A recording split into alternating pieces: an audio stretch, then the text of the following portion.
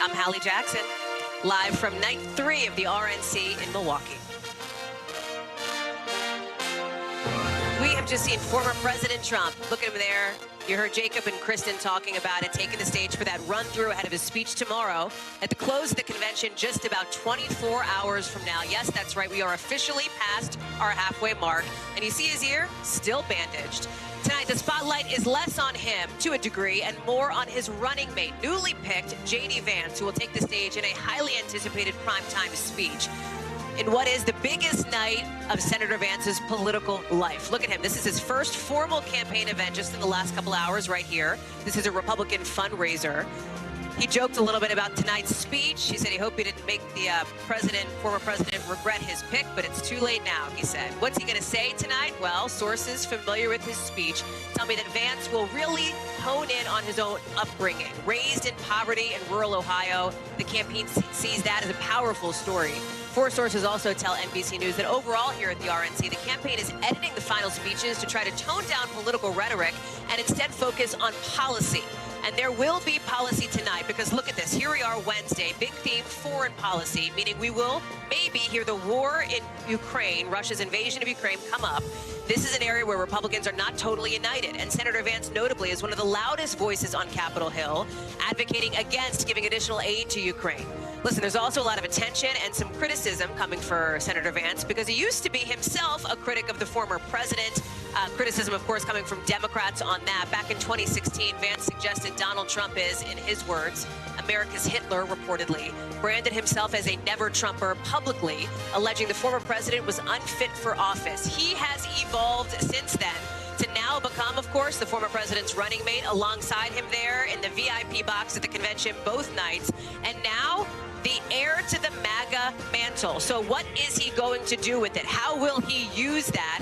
And what does his brand mean for Republican politics for the next generation to come?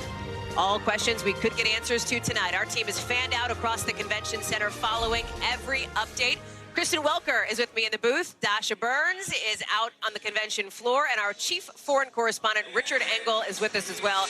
Dasha, let me start to you. And of course, as we toss to you, the band picks up. It's sound check time ahead of night number 3 here at the RNC. And JD Vance is so new to politics and to Republican politics. He's never even attended the convention before, let alone speak at it, let alone deliver the nomination speech for the vice presidential nomination here. Talk us through what we know about what he's going to say. I know you just are fresh off that fundraiser with him where you got to see it firsthand, him in his first formal campaign event. And Hallie, in full transparency, we are having a little bit of audio problems here. But let me tell you what we saw from JD Vance, the senator from Ohio, just a few hours ago. He spoke to a group of RNC donors here just outside the premises of the convention.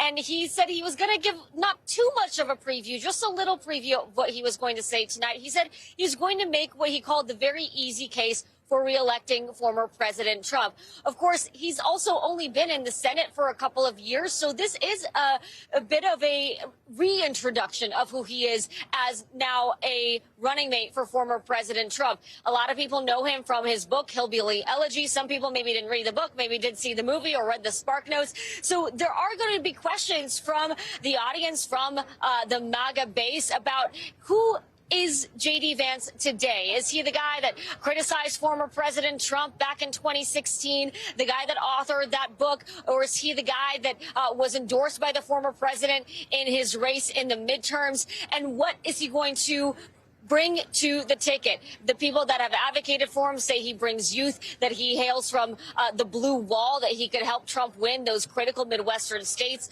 states like Michigan, like Western Pennsylvania, which of course is the Rust Belt part of the country that he has that deep connection to. So it's going to be a mix of bio, a mix of making the case for the former president, and really stepping into this new role as someone that does have quite a different biography than we've seen in a running mate in recent years and recent elections, and someone who is a young. It's interesting, Hallie, to look at that stage and see the face of someone that's so young, so fresh-faced in comparison to what we've typically seen on these tickets and frankly on that stage too, Hallie. Just this year, I can hear. Dasha Burns, live for us there. Dasha, thank you so much. Appreciate that. I'm joined now by Republican Senator from Wyoming, John Barraza. Senator, thank you so much for being on the show. It's good to have you. Great to be with you. Great to be with both of you. Hoping you can hear okay. All right. I know it's loud. So listen, we were just talking about, with my colleagues there, obviously this is JD Vance's night. Reuters has him quoted describing you as one of his mentors, as somebody who has helped guide him through this political landscape. Tell us about that relationship and what you're expecting from the senator tonight. Well, you know, he is going to be forceful. He's going to be effective and clearly conservative, but appeals to so many people. He did in the Senate, and he now is across the country. He can really talk to those lunch bucket Democrats who have been disaffected, lost by the Democrat Party because the party has gone so far to the left them behind because he grew that life. He grew up in a hardworking family. He learned those lessons. He was a Marine. But when you read this story of his life, Hillbilly Elegy, you know a man that has experienced life and the pain that so many Americans have been feeling after 3.5 years of the Biden administration with high prices and open borders, all of those problems that we are facing. So I'm looking to him to be a great unifier for our party and really help President Trump get elected in states like Pennsylvania, not just Ohio, Michigan, Wisconsin, the battleground states, and help our Senate candidates there as well. We'll talk about this idea of the so-called Rust Belt boost, if you will, as some of the reporting that we have here at NBC News indicates as we get into the political nuts and bolts of this. I've been talking to sources, of course, around the campaign, people here on the floor who suggest he can help, like you are saying here, supercharge turnout in some of those critical battleground states. How do you see his political impact come November on the ticket? Well, I think he helps. I think, you know, President Trump was ahead in so many of these battleground states even before the debate with President Biden, where we showed many problems with President Biden today. JD now just, I think, will add to that advantage of President Trump in these specific states, as well as elevate our Senate candidates in those states. You're talking Michigan, Wisconsin, Pennsylvania. Yeah. All of those are states that are pickup opportunities, and even in his home state of Ohio, turnout's going to be higher there. President Trump was going to win anyway. I think it really helps Bernie Moreno carry the Ohio Senate seat against Sherrod Brown. Have you had a chance to catch up with Senator Vance in the last couple of days? I know it's been a whirlwind. Talked to him last night by phone, and he's doing well. We're going to have a lunch for him tomorrow here with just his Senate colleagues, people that have worked with him in the Senate and some of those who are running for the Senate, so we can congratulate him and send him off on the campaign trail, knowing that he has the full support of each and every one of us. You have obviously taken care of a lot of business in the Senate as it relates to foreign policy, and that is a big issue here. That is the big theme tonight on night 3 of the Republican convention. We know that the senator has been a vocal opponent in Congress against additional funding for Ukraine. Are you comfortable in your position with the way that a Trump-Vance presidency would pull America away from helping one of its allies? Well, I think that actually what's going to happen with a Trump-Vance presidency is more peace through strength. First of all, I think that if Donald Trump had been in the White House, Ukraine would have never been attacked by Vladimir Putin. I think that would not have happened at all. You know, when I talk to JD about these specific things, he talks in our conference. I'm chairman of the conference. We get together every week. His concern is with China and us having enough weapons and the capacity to make the weapons that are needed at a time when we've been giving weapons to Ukraine, weapons to Israel, and with China being the long-term threat to the United States, that we want to make sure that we have the military wherewithal and the force that we would need to maintain peace through strength, and not just to invite aggression against us, because after the way that President Biden pulled out of Afghanistan, we lost a Wyoming soldier as a result of that. You know, we all these Marines that were killed. I think that just set us up for aggression by China, by Russia, by Iran, by North Korea. All of them got more aggressive as a result, what was viewed as a very weak America and a weak American president. Let me ask you about something else that has come up as it relates to Senator Vance. He's made some comments about the 2020 election, including saying in a February interview that it had problems. He has suggested he would not have immediately, if he were vice president, certified the election results as you yourself did. How do you reconcile that election denialism with where the party is and with where the country is on that front? Well, you're right. I certified each of the states, and There were irregularities in the 2020 election. There were irregularities in every election. Well, that's the difference between widespread fraud and irregularities. But I want to ask about Senator Vance specifically. If he were vice president, he would not have done what Mike Pence did. You supported what Mike Pence did in backing and certifying the election results in 2020. Does that give you pause? I have great confidence in JD Vance as vice president. I have great confidence in him doing the right thing if he's vice president of the United States. There's also this issue of a debate, because we know that based on our reporting, Vice President Kamala Harris has spoken with the newest vice presidential nominee here in Senator Vance. TBD on if they're going to agree to one. How would you counsel your mentee on whether or not to do that? Talk about your life, your faith, what this country means to you, and the future of America. Take a look at where we can go to the future, and don't hold back. You might have seen him on the Sunday shows, and he is very aggressive in defending the positions. I think he does a very good job of talking about an America of the future, what he has come from, what every American has come from, can have that, what they're coming from, and what they can be in the future, and the opportunities that are available in this country.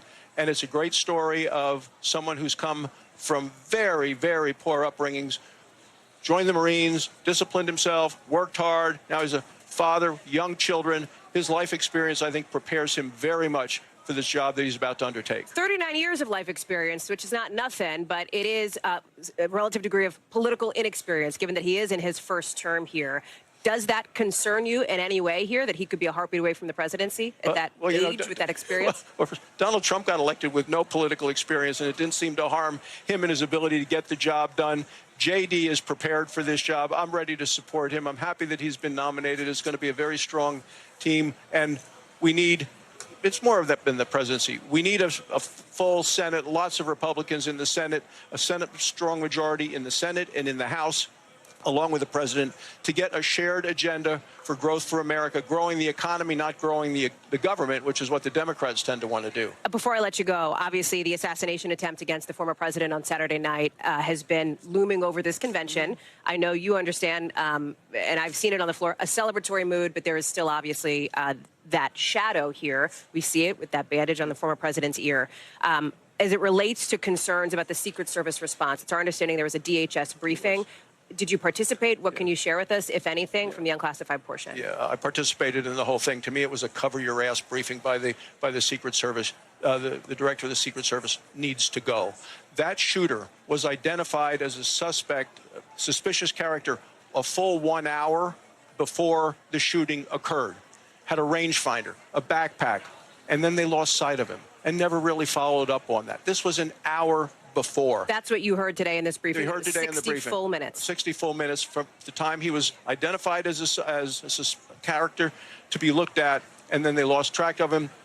There didn't seem to be any bit at all in this whole briefing of anyone held accountable. I wanted to ask a question. I talked to other senators who wanted to ask questions.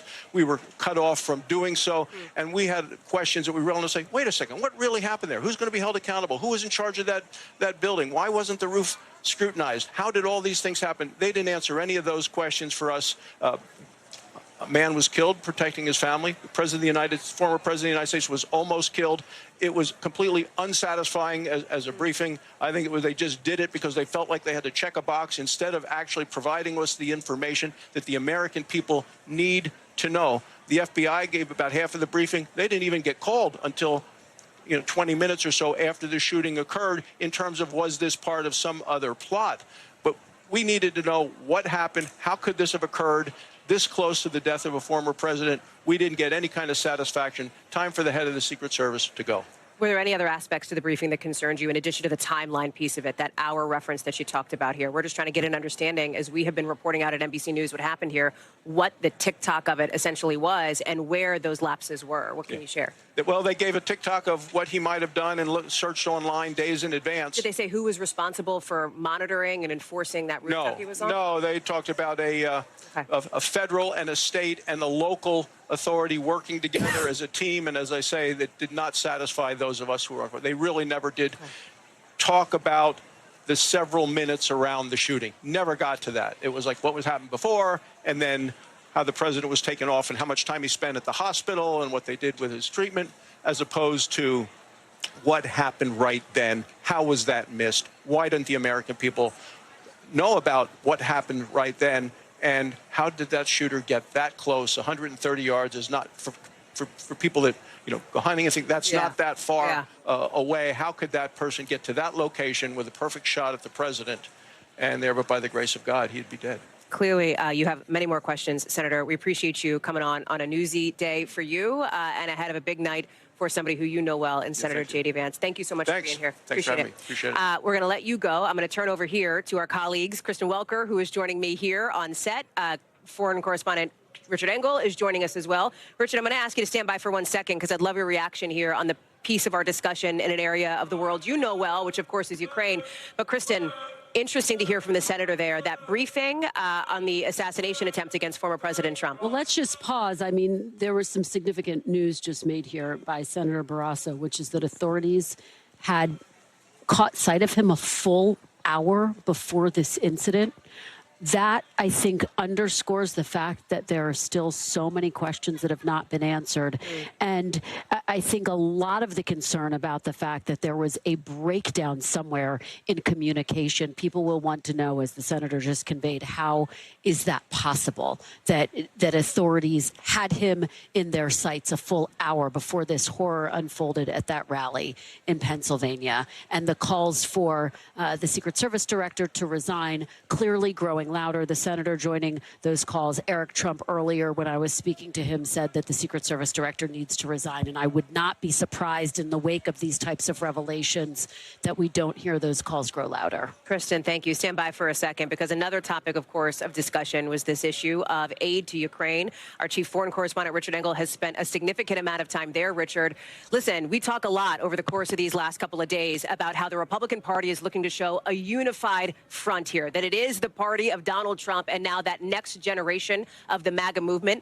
There is a division inside the Republican Party over aid to Ukraine, and JD Vance has been one of the loudest voices on that front against that additional help. Talk us through how that's being received around the world with the sources you talk to in that region. People I speak to in Ukraine, in Europe, don't really think that JD Vance matters very much, that his opinions, which have changed over time and they've come to conform and align with President Trump, that he's just going to follow President Trump, that when you have charismatic leaders like this who run a one-man show, like he ran his business, like he ran his TV show, like he ran his last administration, and probably will, if he wins, run his next administration, that the people around him are there to carry out his will. And what we're hearing now from JD Vance about Ukraine sort of lines up with what President Trump has been saying, that Ukraine is a drag on American resources, that it's a waste of time, that it's something that the United States shouldn't have gotten so deeply involved with.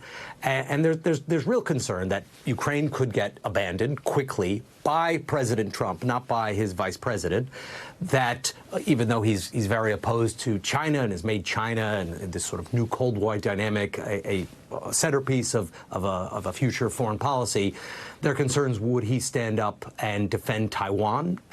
There is increasing concern that he might not do that. And what about the Palestinians? Already this administration, the Biden administration, has been criticized internationally for sort of abandoning the people of Gaza, giving Israel blind support, and there's a concern that that would continue, if not escalate, under President Trump. So I would say those are the three main areas that Ukraine could get abandoned, that Taiwan might not be defended or might not be defended as robustly, and that it's really going to be very, very difficult times for the Palestinians, particularly the people of Gaza.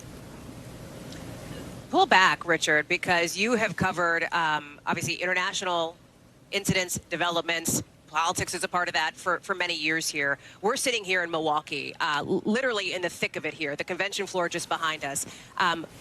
Give us some perspective beyond these policy issues, beyond what you're talking about here, these obviously incredibly important and significant wars, these conflicts. I'd love some of your reported analysis, if you're comfortable with that, on how you see what's happening here in Milwaukee. Well, based on what I talk to people about, and not just sort of citizens on the street, but world leaders in Europe, many different continents, they're looking at the United States with great concern, that how can this happen? How can a country of the United States size and wealth and power only be able to produce these two candidates. President Biden, who now faces questions within his own party if he's fit to rule, and people around the world watched the debate, and many people watched with great concern, and they said, this is the best we can do. We have someone who's perhaps unfit for office, and another person who is such a strong personality, such a one-man show that they don't know where he's going to take the United States. And that is tempting governments to say, well, maybe we can't rely on the United States. Maybe we need to clean up our own house. Maybe we need to be able to defend ourselves, look for new alliances. Maybe the United States isn't going to be our reliable partner. So there is a tremendous amount of concern right now. And I'm not one of these people who says, oh, the U.S. is at the center of the world and all world politics revolves around the U.S. But this time, it does seem to be true that the future of Ukraine, the future of Israel, the Palestinian people, Taiwan, many other regions do seem to be in a holding pattern as they see what's going to be the result of the November elections. Our chief foreign correspondent, Richard Engel, it is great to have you on. Thank you very much for joining us here on night 3 of the Republican National Convention. Our thanks to Kristen Welker as well, who will rejoin us momentarily. Any minute, of course, as we talk about Republicans here, there is a Democratic response that is inevitable. And you're looking right now at the stage in Las Vegas, where President Biden is set to speak at that microphone not too long from now, trying to push past an intra-party revolt, with party officials on the Democratic side saying today they will move to formally nominate him in early August, even though some in the party want more time to consider other nominees. It comes as Congressman Adam Schiff earlier today became the most prominent Democrat yet to call on President Biden to withdraw from the race. The president tuning out reporters who asked him about that in just the last hour. Listen. Mr. President, any response to Adam Schiff?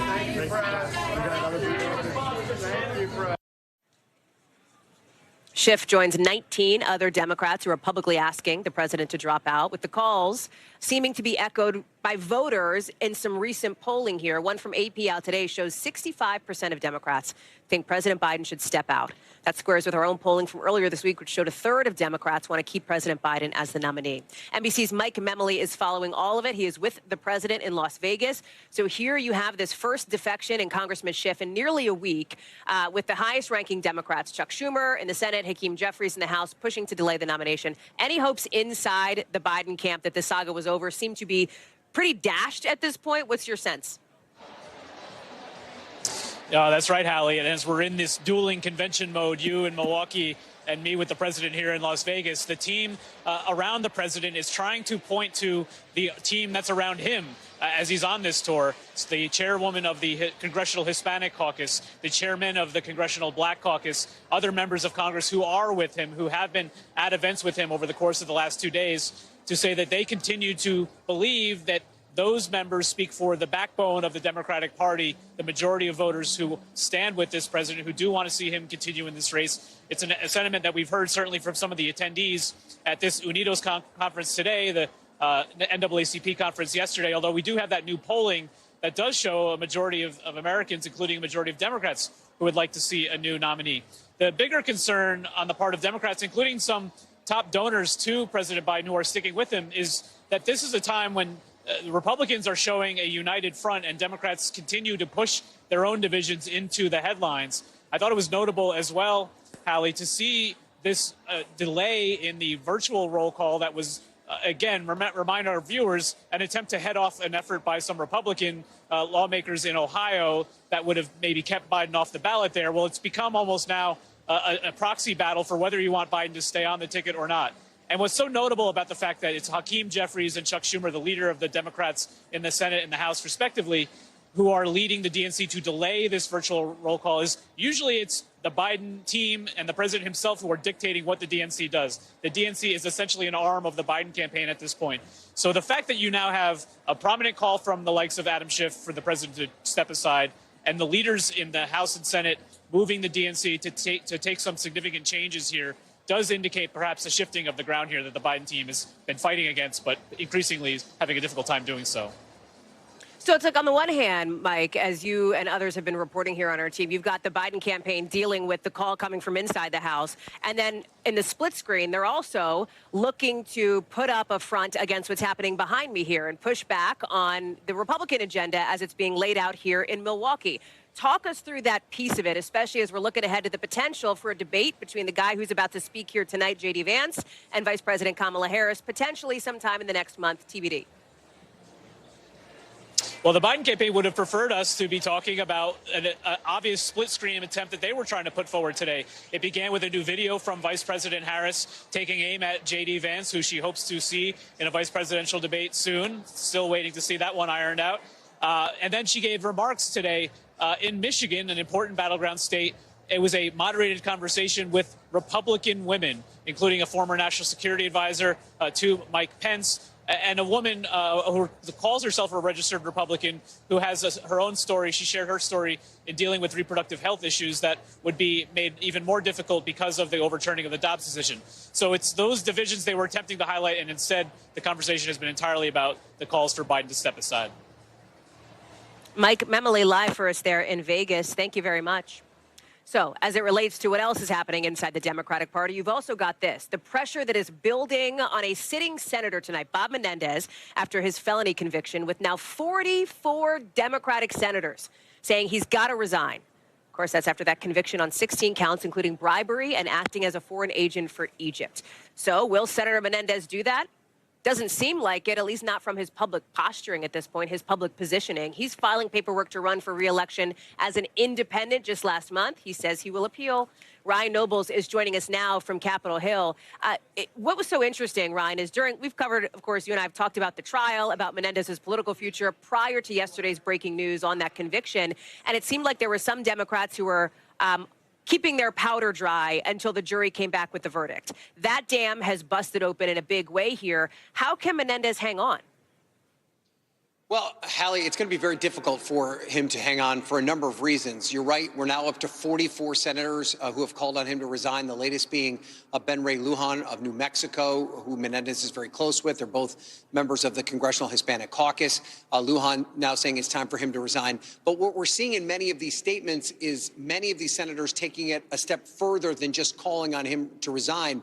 They're also warning Menendez that if he doesn't do this on his own, if he doesn't resign on his own, that they are willing to take the next step of voting to expel him. And that would be a place that Menendez, given all of the political headaches that he's had to deal with and the legal headaches that he's had to deal with over the last year, he probably does not want to add to the list that he'd be the first senator expelled since 1862. So that's just increasing the pressure. But as of yet, Menendez has not formally filed that resignation. Ryan Nobles, I'm going to let you keep working your sources on that front. Ryan, thank you very much. Lots to watch, of course, in the world of politics, but also coming off of that interview with Senator John Barrasso, of course, member of Republican leadership, with new questions about the attempted assassination of former President Trump. What exactly did the Secret Service know before that gunman got on that roof, before Donald Trump got on that stage? We're going to look into it more with a live report from Pennsylvania. Our coverage of night 3 of the Republican National Convention continues.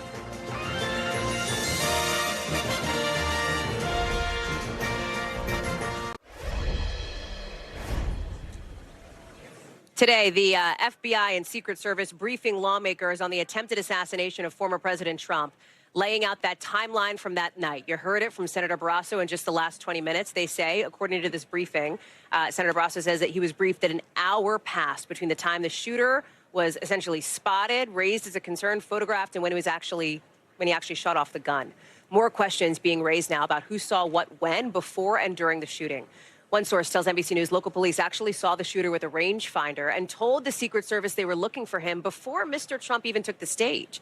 The DHS Inspector General will investigate how the agency handled the rally, and the director of the Secret Service now ordered to testify in front of a House committee Monday over the security breach. House Speaker Mike Johnson is calling on her to resign. I want to get to Shaq Brewster, who is live for us in Butler. It is not just Speaker Johnson, Shaq. I don't know if you're listening to the top of the show here. Senator John Barrasso also said he wants to see the Secret Service director step down, saying that today's briefing was simply, in his words, a cover-your-ass moment. He's furious. He was pretty lit up about this. Talk us through some of the details here and the reaction from where you are in Butler.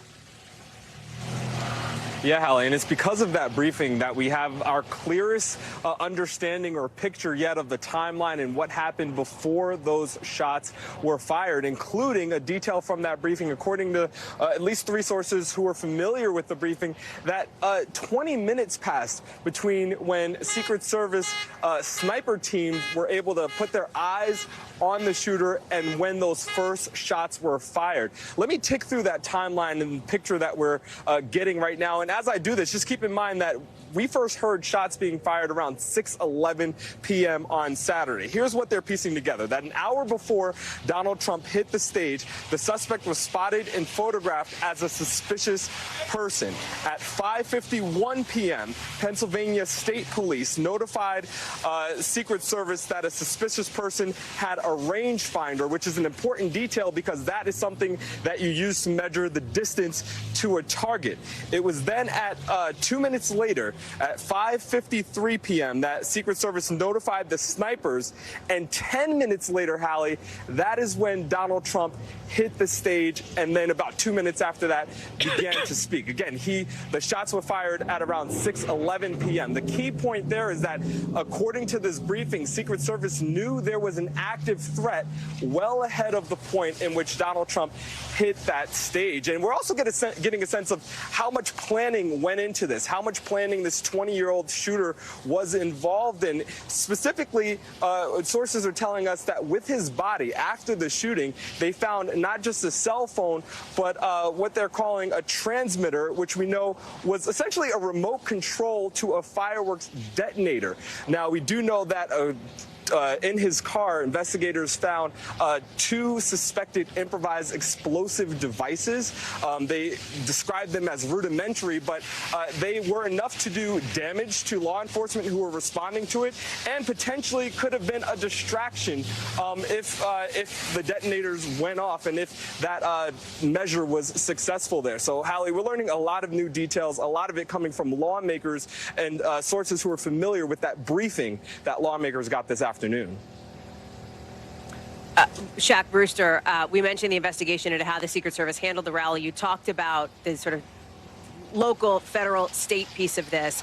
Talk us through about sort of the status of the Secret Service staffing and how they make decisions on who is covering what when. Yeah, and I mean, you noted at the top that there are increasing calls for the Secret Service director to resign or to be fired, and part of that is because a lot of the blame is shifting to the Secret Service. Now, you mentioned any event, any political event, any rally that the Secret Service is protecting, there's a collaboration between local law enforcement, state police, and the Secret Service. And we know in this instance there were multiple agencies involved. We know, for example, that it was the Butler Township Police that responded to the initial reports of a suspicious person on the roof. I know you talked to Stephanie Gosk a little bit about her interview yesterday with that. All of the communication, or what some people would say the lack of communication with this attack and this attempted assassination, that will all be under investigation. And Hallie, the number of investigations are only growing. We know the Inspector General is launching 2 different investigations into the planning of the rally and to the planning of the sniper team. We know that there's a state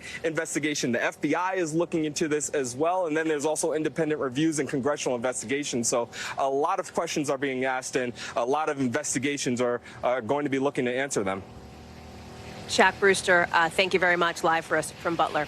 When we come back, we'll bring it back here to Milwaukee, where we are live for night 3 of the Republican National Convention. Our continuing coverage will continue right after the break here on NBC News Now.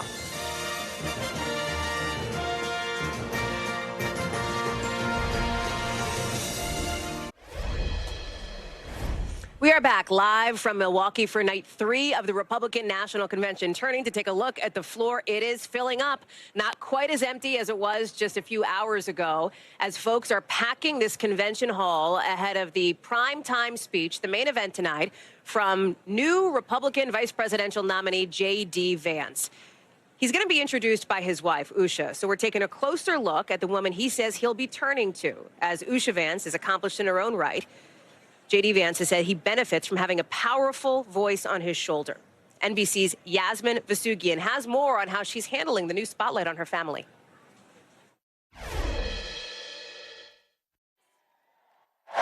Republican vice presidential nominee JD Vance is being touted as the next generation of the Republican Party. But it's the potential second lady, Usha Vance, that has everybody talking. Usha is formidable on her own, meeting her husband at Yale Law School after getting her master's in philosophy from the University of Cambridge. And if that's not enough, she clerked for Supreme Court Justices Brett Kavanaugh and John Roberts. JD Vance speaking with Megyn Kelly in 2020.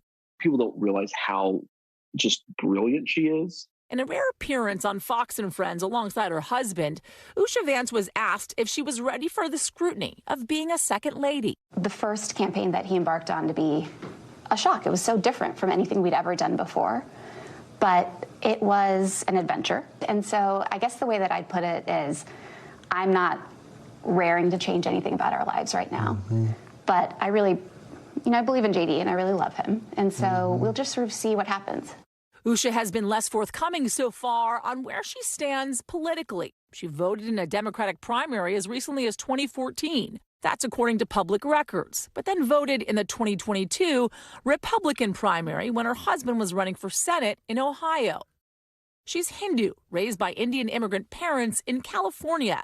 Her husband credits her with helping him return to his faith. Even though I was raised Christian, I'd never been baptized, so I was baptized the first time in 2018, I think. It's funny, Usha was not raised Christian, is actually not Christian. Oh, really? Yeah, but I remember when I started to re-engage with my own faith, Usha was very supportive. On Monday, after Donald Trump announced his VP pick, she resigned from her corporate law position, saying in a statement to focus on caring for our family.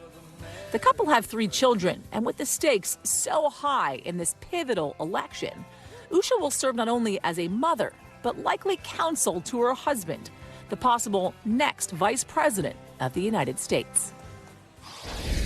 Yaz is joining us now. Yaz, we're so glad you're with us. We miss you here in Milwaukee. Talk us through Usha Vance here, because her husband has sort of joked that maybe she could help him when it comes time to debate Kamala Harris, if and when that happens. He talks a lot about and touts her CV, Hal, and I think you can understand why, right? University of Cambridge, Yale Law School as well. He has said, essentially, when it comes to that debate, which, by the way, the date has not yet been set, he lives with a litigator at home. And so he is very prepared to debate someone like Kamala Harris, who obviously is a good debater herself, being a lawyer.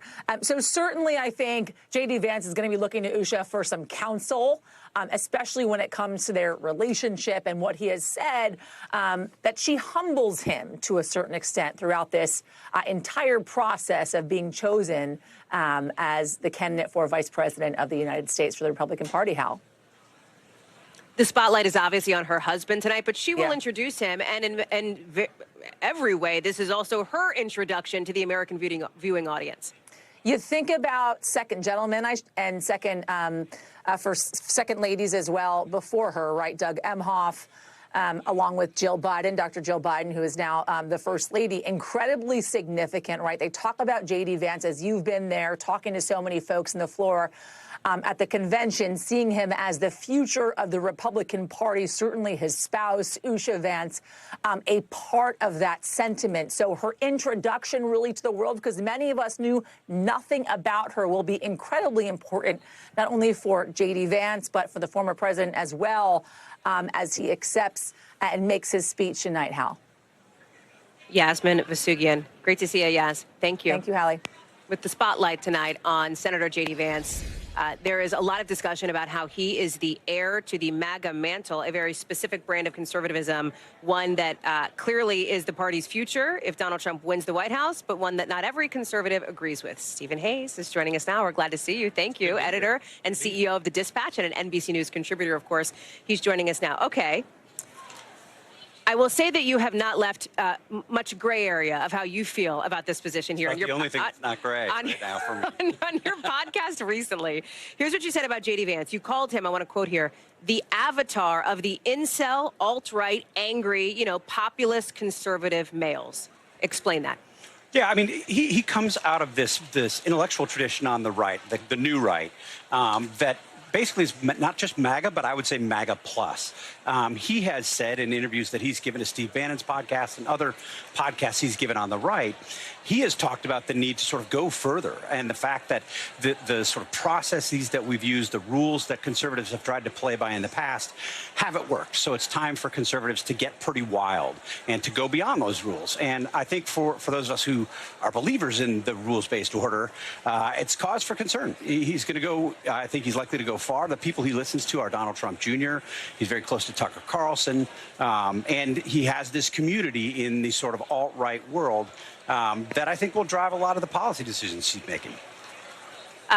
Stephen, I got to stop you for a second because I don't want to wait to get to the news. We are working to get one of our Capitol Hill correspondents up, and that is because we have some breaking news here on NBC News Now, not on the Republican side, but on the Democratic side, related to sitting Senator Bob Menendez. According to two sources directly familiar with the conversations he's having, he is calling allies and telling them it is his intention to resign from his Senate seat.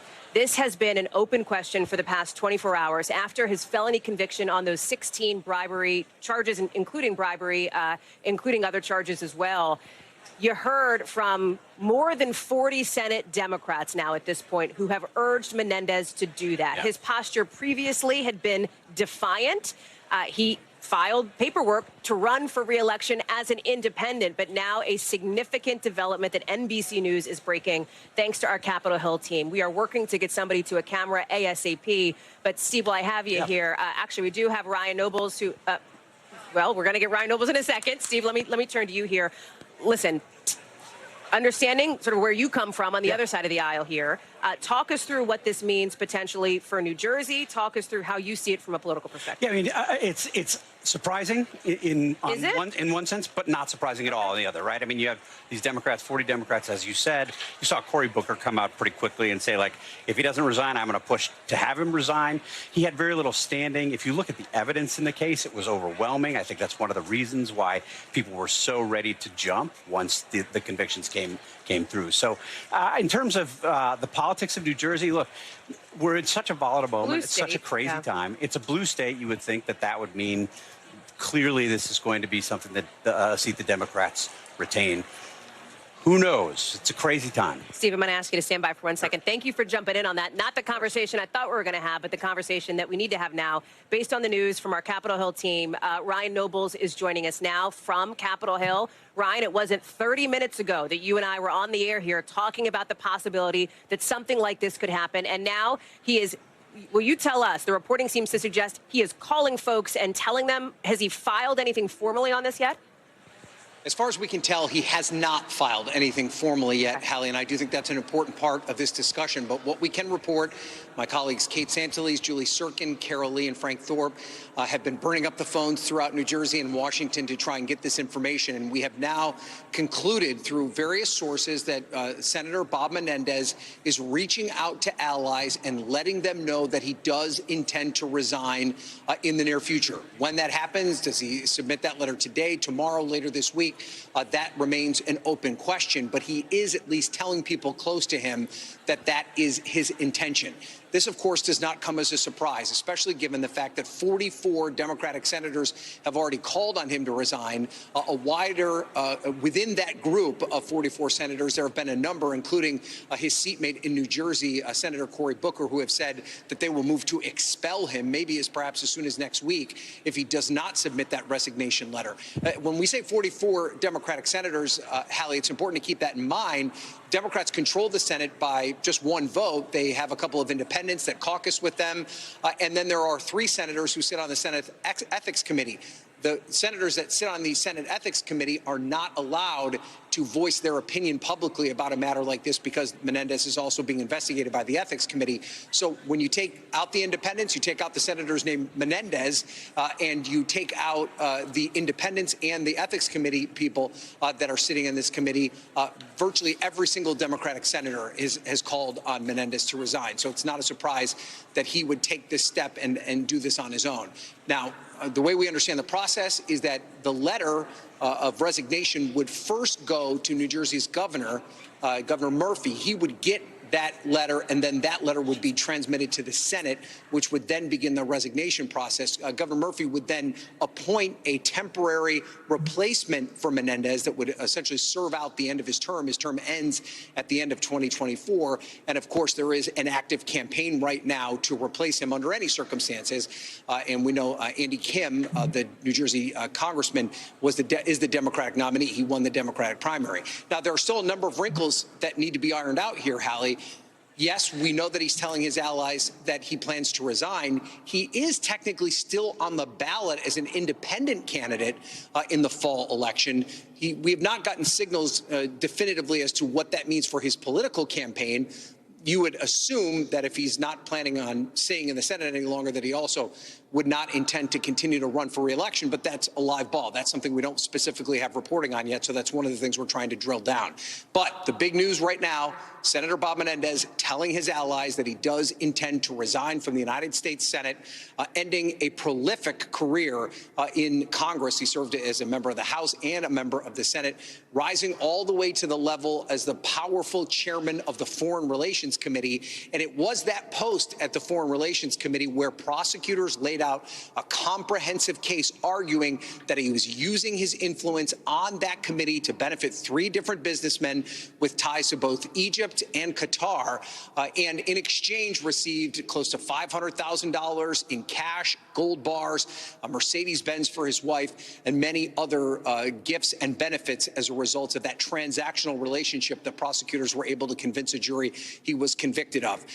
It's also worth pointing out, Hallie, as we break down the fallout from this case, this is now the second time that the Merrick Garland-led Department of Justice has won a conviction of a prominent Democrat in just the past couple of months. Of course, the first being Hunter Biden. That was through a special counsel investigation, but it was through the Department of Justice. Hunter Biden found guilty on that gun charge from just a couple of weeks ago. And now you have Bob Menendez, a sitting United States senator, found guilty through this Department of Justice and is now facing the prospect of decades in prison. That's a counterpoint to the situation you see playing out with the former President Donald Trump, who has been charged with a long list of federal crimes. But at this point, his trials cannot even be scheduled because of snafus and through rulings that have been made at different levels of the court system. So Republicans often talk about the 2-tiered system of justice.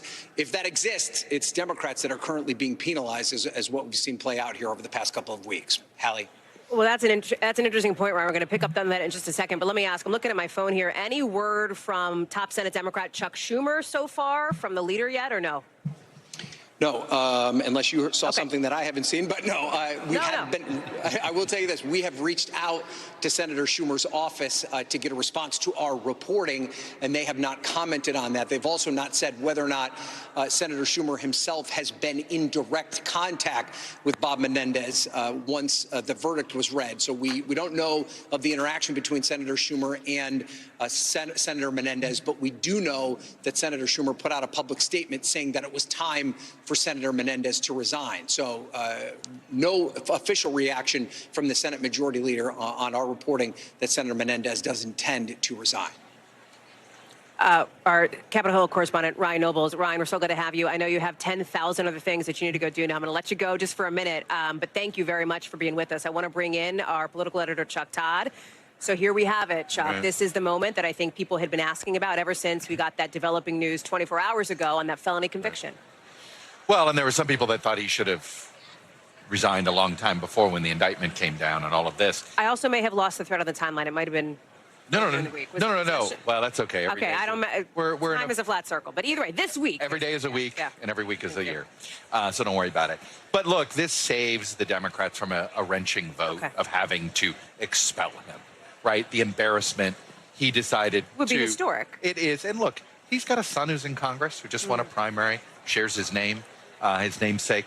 I gotta think, and this is what this feels like. I gotta think he realized what's in the best interest. If he wants his son and daughter to have a professional, that it's what's in their best interest. That because he was going to get expelled, and that would have perhaps even cost his son a chance here. So what this does do is it puts to. There was always a little bit of concern among Democrats that somehow Menendez would stay on the ballot as an independent candidate. There would be a little bit of a backlash or here or there, and then all of a sudden, could maybe that the seat's Senate in play. seat's in Right, play? right. Now it won't be. I assume I'd be shocked if the governor didn't appoint Andy Kim just right away. He's already the Democratic nominee. It's in the New Jersey's best interest to get your senator a little extra seniority. You might as well do that if you think this person's going to be there. So I think we're probably days away from Senator Andy Kim. Politically in New Jersey, you've laid out the landscape there. Yep. I wonder, as you've talked with folks sort of around the political landscape, how they see this. Well, look, he was a machine politician. The old, he ran a machine himself, and in some ways was a beneficiary. And this is the way New Jersey politics has been run. It's such a weird state where literally a machine decides your ballot placement. It's unusual compared to other states. And Menendez had sort of figured it out, run with it pretty well. I feel like this is the end of a larger era in New Jersey. I think people realize this machine-style politics creates corruptible moments, creates corruptible opportunities here. And while this isn't directly related to it, some of his other transgressions, which he was found a hung jury on, could arguably tie back to sort of how much political power he had in New Jersey because of New Jersey's unique system of politics. So part of me thinks this could be sort of a bigger moment in New Jersey politics where maybe this sort of the corruptible machine aspects of the states, both parties and how they operate, might finally go away. Chuck Todd, I'm going to ask you to stand by for just 1 second. We've got to sneak in a very quick break, and I do mean very quick because Jacob Soboroff is making his way to the New Jersey delegation down here on the floor behind me. We're going to have more on this breaking news here with our reporting here at NBC News that Senator Bob Menendez is telling allies he intends to resign after his felony conviction. I'm looking for Sobo on the floor. We'll have him in just about 60 seconds. Don't go anywhere.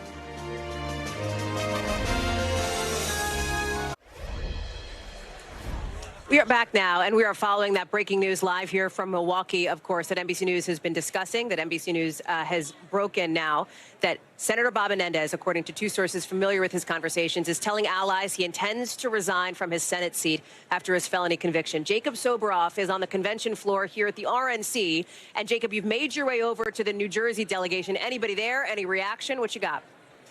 The word's just starting to trickle in, Hallie, and if you guys come with me just for 1 second. Sir, you mind jumping up for 1 second? I was just talking to this gentleman, actually, about this late-breaking news that, according to sources, NBC News is reporting that Senator Bob Menendez may indeed step down, may resign. Tell me your name, tell me where you're from, tell me what you do.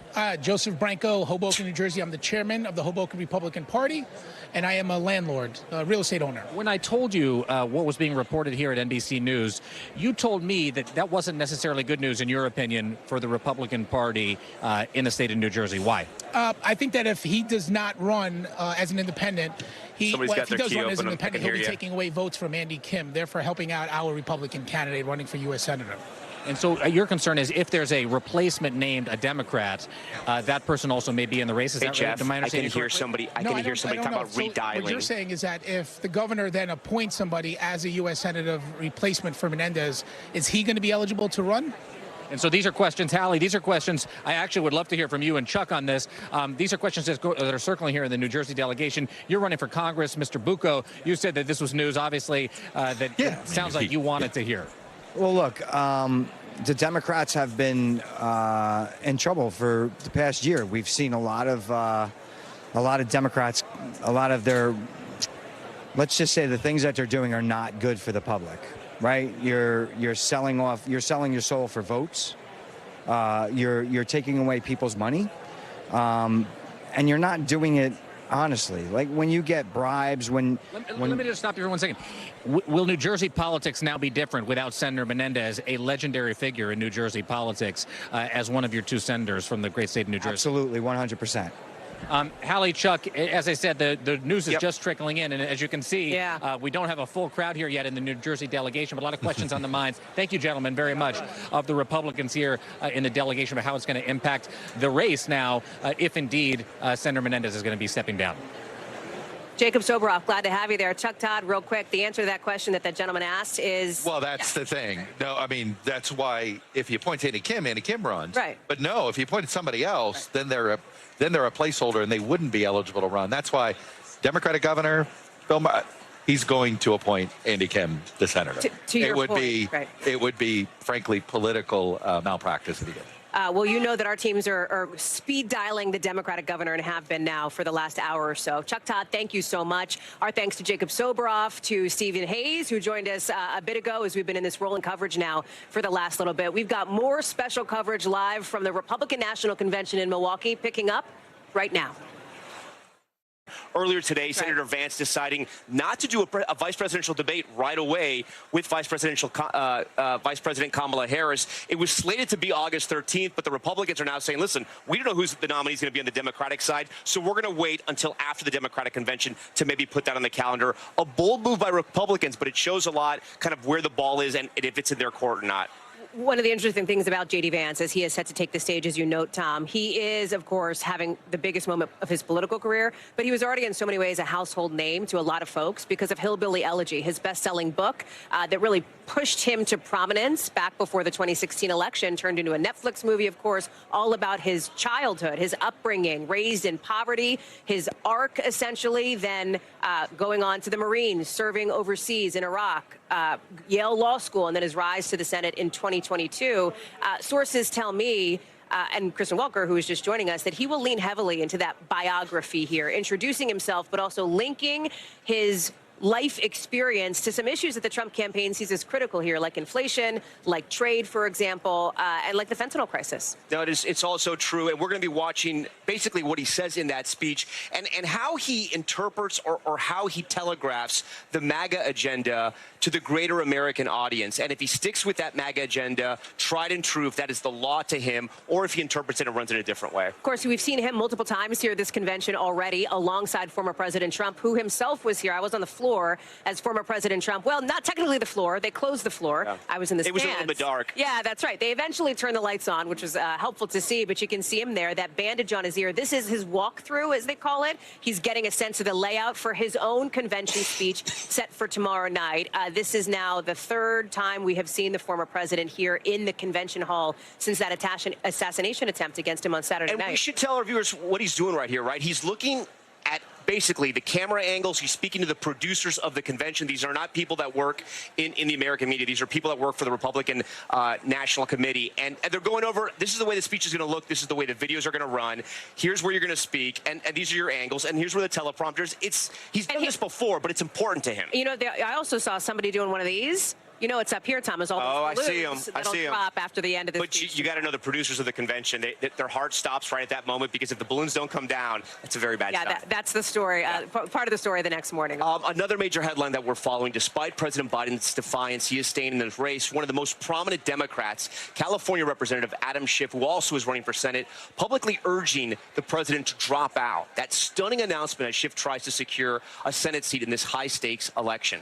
We're going to be watching all of this throughout the night. It's a huge development. And, Hallie, I almost want to make the argument that this was supposed to be the week for Republicans, right? And they have definitely dominated the news coverage. But this move by Schiff today, it almost steals the narrative from the Republicans. I don't know if it's a fight the Democrats want to have in the media right now. But the news today, I would say, is as big as Senator JD Vance's speech. And here to talk about it with us, of course, is our team of correspondents and analysts, including our chief political analyst, Chuck Todd. Chuck, to Tom's point here, this is a critical moment for President Biden. We've talked about what this means for Democrats on that breaking Menendez news that we've just been involved in here. And as we see, of course, the president continues to remain defiant. He ignored reporter questions on that when he was in Vegas just a little bit ago. This is the reason we're covering the Schiff news as an earthquake is not because it's Adam Schiff. He's just, you know, another, in some ways, you could argue he's another future senator expressing his opinion. But you've got to understand geographically. Chuck, One second, we got some breaking news. It turns out that President Biden just tested positive for COVID. This is according to our White House team. He is in Las Vegas. He is attending an event there, was set to. We actually just saw Mike Memoli, who was there at that event in Las Vegas. I know we're working to get him up right now to talk us through this. But and I'm looking to see where this is coming from here, that he shared, being told he shared his deep disappointment at not being able to join this afternoon. These are the organizers of this Unidos U.S. This is incredibly important, right? Because President Biden has put it out there how many events he's doing, and he has been out there with the public, shaking hands, trying to work hard, trying to regain the trust of American voters. He's also sat down with a lot of interviews, including with our Lester Holt on Monday. He just did Ed Gordon of BT. The interview's running today. I don't know if he did the interview today, but it's running today. So he's been in contact with a lot of people. Who knows when he got it? But again, his age, 81 years old. It's obviously something they're going to worry about at a time when you want to signify and signal strength. He's going to have to take a couple days off the trail. Well, this is a reminder. I know many people live their lives and don't test these days. Yeah. The White House tests. They've been doing this a lot.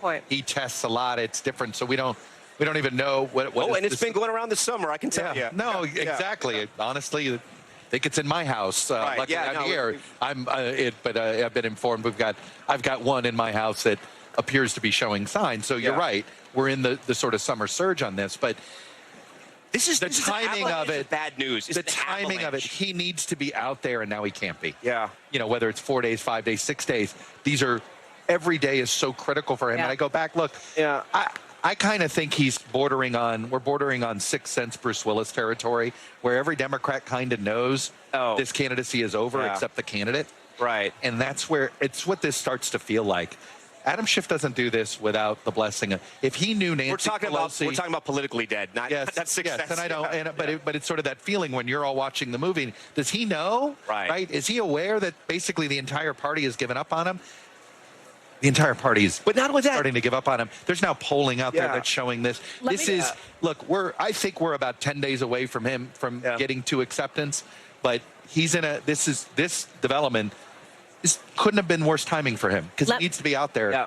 I just want to bring viewers up to speed because we crashed into this breaking news as it was coming into us, and I've had a chance now. Forgive me, looking through our phone here. So here's the deal, and we are working to get one of our correspondents in Las Vegas up to a camera ASAP because they are there, they are on the ground. They're going to be able to give us that reporting immediately here. So President Biden is in Nevada, obviously a critical swing state, critical battleground here for the 2020 election. He was set to speak at a Unidos conference at about 4:30 Eastern time. So that was about 90 minutes ago. The event had been delayed since then, according to the pool who is with the president, who has been traveling with the president.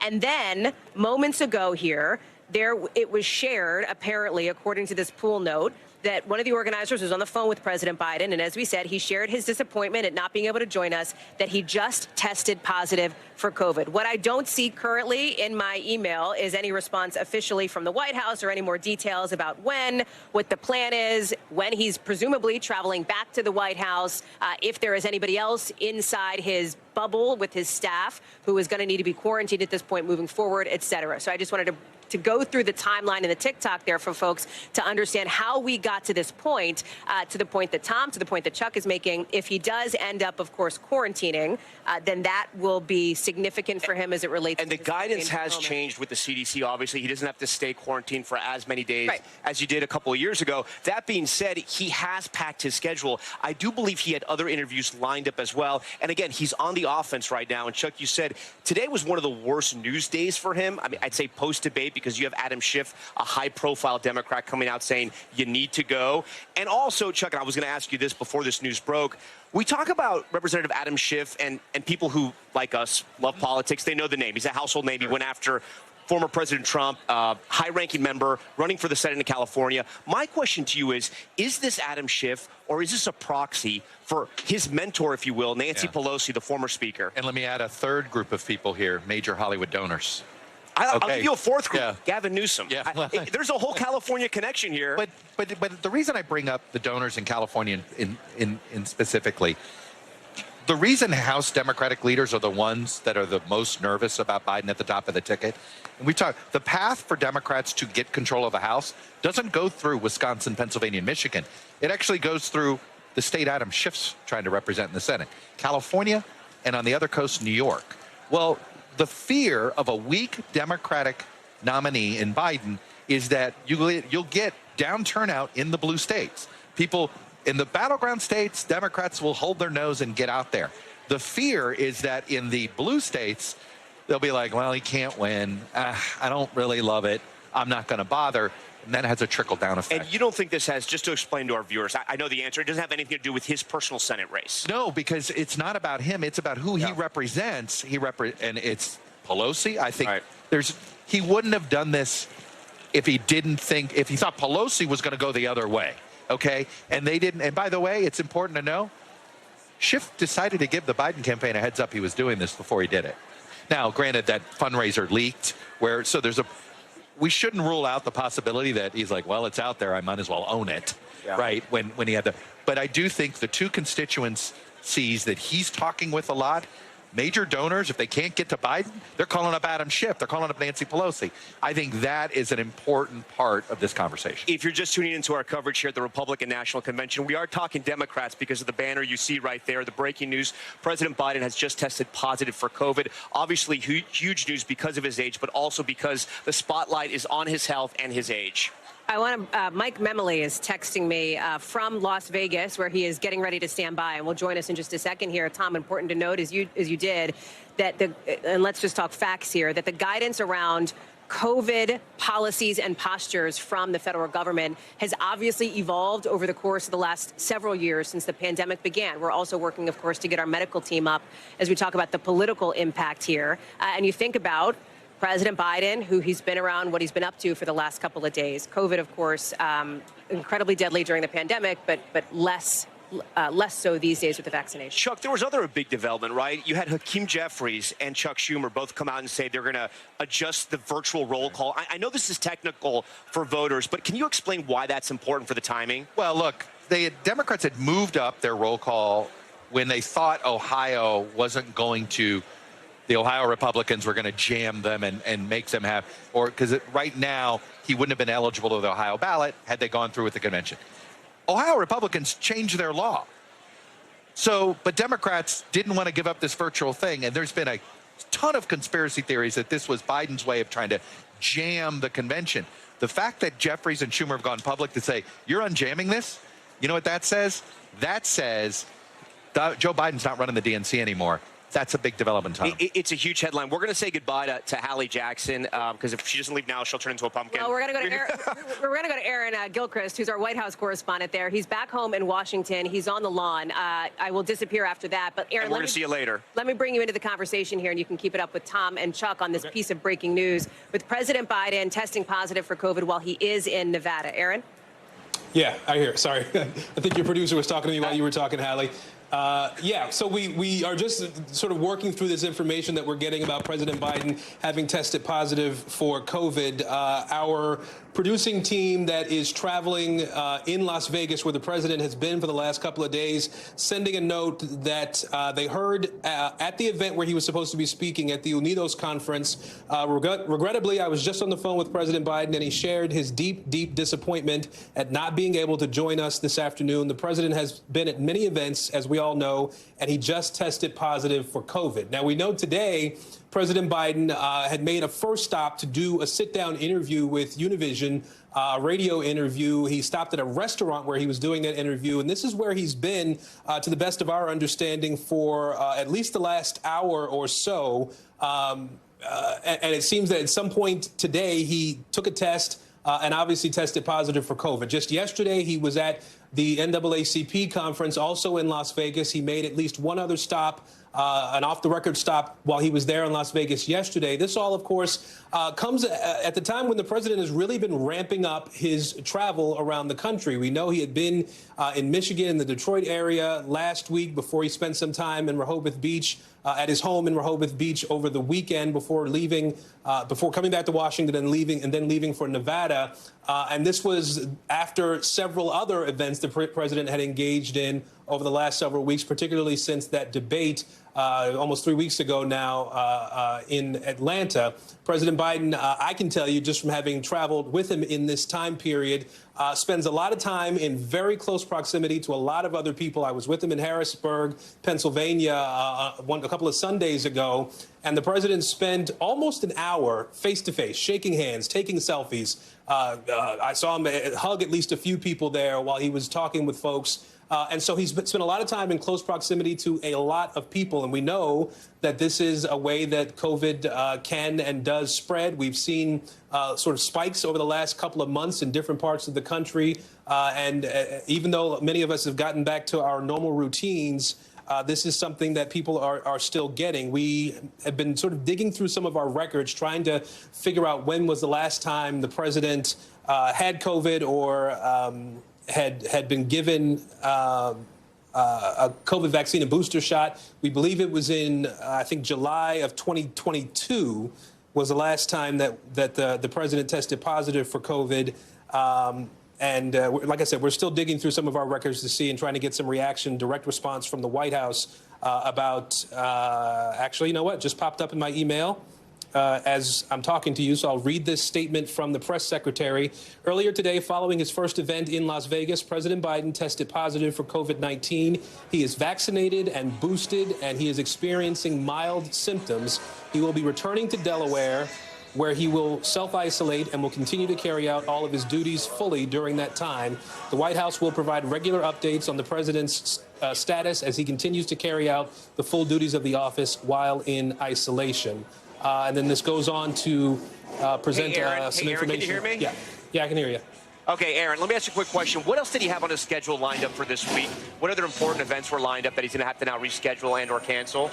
So, to the best of our knowledge, the UNIDOS conference was the last thing on his schedule for this week. We believe he was set to leave Las Vegas tonight and then return here to the East Coast, I believe to Delaware. And so there was nothing else on his schedule that had been publicized as of yet. And obviously now with this news, he'll be returning to his home in Delaware, one of his homes there, where he will have to self-isolate until he's well again. All right, Aaron Gilchrist, I know if you get more information, you'll bring it to us live as we get to it. I still have Chuck Todd here, who's following all these breaking developments for us. In one way, it's almost kind of strange. He was facing a really bad headline, but I don't know which headline now is worse, that he has COVID or that, you know, a top Democrat is asking him to step aside. Yeah, I mean, it goes to what he needs to do right now to convince people he shouldn't step aside, he now can't, right? Like that to me, it's sort of, and the Democratic Party is sitting in purgatory here a little bit. And, you know, those that think Biden needs to stay in the ballot blame, you know, the anger at, there are people that are very angry at Adam Schiff and others because saying, well, now it's self-fulfilling, right? The more divided the Democrats look, the more divided the Democrats become, right? And so, but at some point, it's pretty clear where the momentum is in the party, what the rank and file want. He keeps saying all these people voted for him. You know, because the third item that came out today was a really devastating AP poll that came out that showed large majorities, every demographic group, older Democrats, younger Democrats, Democrats of color, white Democrats, across the board. They think he needs to step aside. And then I do want to ask you, what do you think about the Republican play that Senator JD Vance now is going to delay that debate with Vice President Harris? Well, yes. And in fact, if you're Kamala Harris, it was a weird, you know, the timing of it. She called him and left the voicemail. Was sort of odd anyway, a little bit before the convention. The timing of this was always weird to me, how they were going to do it. In fact, the first date never made sense because you're not going to have a debate in the middle of the Olympics. Even though it was on another network, everybody's attention is going to be on the Olympics. So I thought that Trump's campaign's response was quite clever and frankly quite accurate. All right, I want to bring in Zach Pitt-Kansas. He's a Democratic strategist and a former senior advisor to Hillary Clinton. Zach, how do you sort of take all this incoming if you're President Biden right now? You have that major headline that Representative Adam Schiff has asked him to step aside from the ticket, and now he's just tested positive for COVID. Well, obviously, like many Americans who test positive for COVID, he's going to have to take a little bit of a break, and he's going to have to rely on his surrogates and people like me who are going to go out there and talk about the very clear contrast that Democrats and Republicans have in this race between Joe Biden's record of creating 15 million jobs and putting a cap on prescription drug costs at $35 for insulin for seniors, and Donald Trump, who's responsible for overturning Roe v. Wade and allowing states across the country to criminalize abortion, even in the case of rape and incest. We have a really good story to tell, a really strong contrast between President Biden and Donald Trump, and we're going to continue to do that. And when he can't be on the campaign trail, paid communication and the many allies he has in the party, including me. Yeah, Zach, what about the other story being told, right? And that's by your own party, that one, they don't want President Biden to be the nominee, and number two, the devastating polling that just came out today from the AP, which shows pretty much, as Chuck was describing, every demographic, saying they'd rather someone else run. Well, I've also seen polling that shows that the majority of Americans would like Donald Trump to get out of the race. The polls are not are what's going to decide this about who's in and out of the race.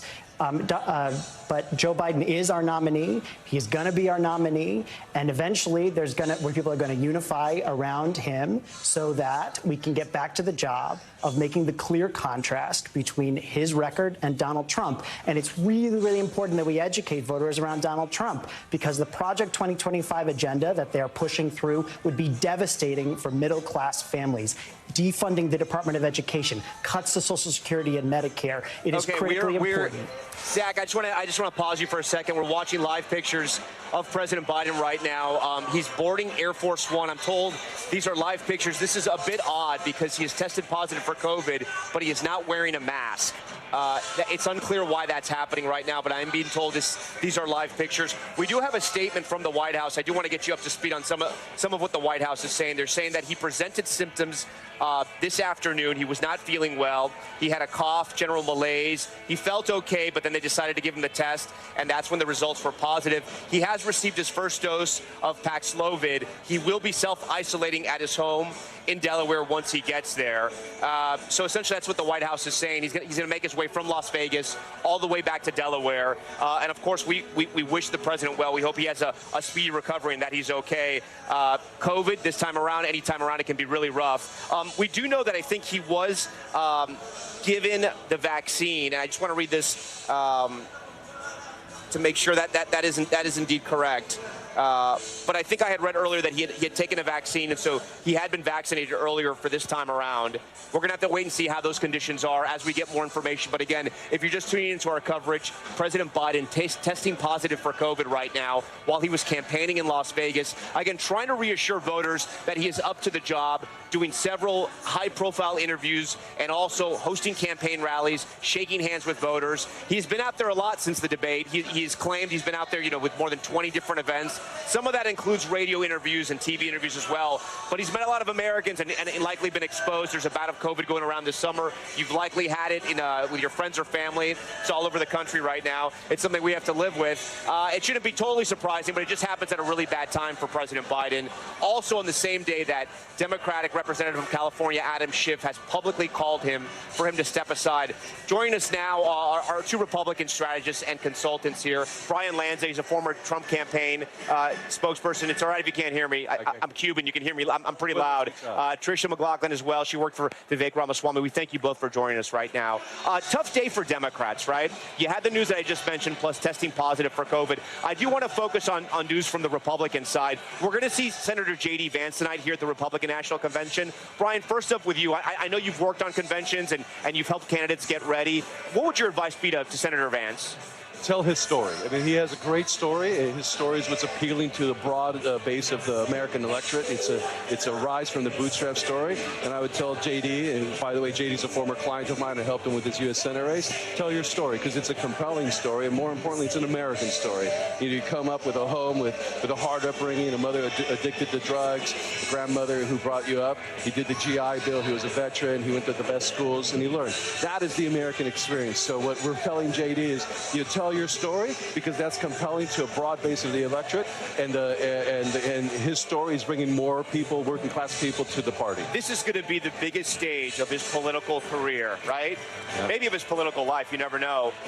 Will he meet the moment? Is he someone who meets the moment? He is. His level of preparation to meet the moment is unreal, and so he's ready to meet the moment. I think he's going to hit it out of the park, and that's one of the reasons President Trump picked him as his VP. The one thing that JD does really well is he rises to the occasion, and he's exceptional at delivering a message. And so what he's going to deliver the message is, this is the new Republican Party. It's no longer the corporate class Republican Party. It's the party of the middle class and the working class. And there's no better person to deliver that message than Senator Vance. Republicans have sold Senator Vance as Trump 2.0, if you will. Maybe he's MAGA Jr. But how do you win over the independent voters that will decide this election with a speech like this? You have to keep in mind, Tom, that this is the slimmest amount of independent voters or people who haven't made up their mindset, and really modern American history. So a lot of this election is going to be about energizing those bases. So I think a big part of the reason that Trump chose JD Vance is because he can run up the score in those Rust Belt states.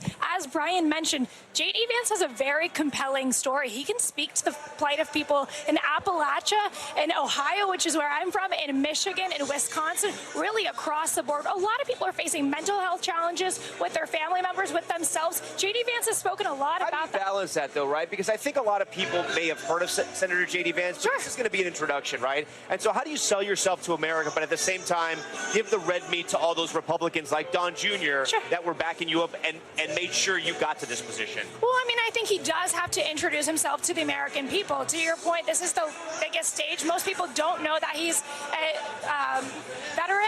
He's actually the first post 9/11 veteran in presidential ticket history. So he can speak to that. I think he can speak to those forever wars that we are actively trying to avoid. And I think that Joe Biden is inching us closer and closer to. He brings a real intellectualism to America first. You know, Brian, a lot has been talked about the temperature, the tone, the volume of the political rhetoric after this assassination attempt on the former president.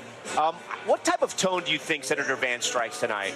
You know, I think the tone we've seen, a tone of unity. Now, unity doesn't mean we all agree on the same thing, but unity means we have the same vision for America.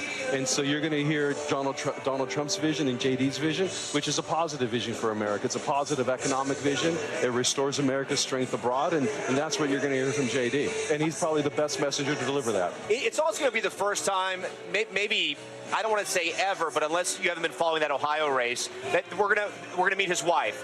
And you worked with Senator JD Vance on that Ohio Senate race. What can you tell us about his wife? Supremely smart, supremely supportive. She's a great mother to her kids, to their kids.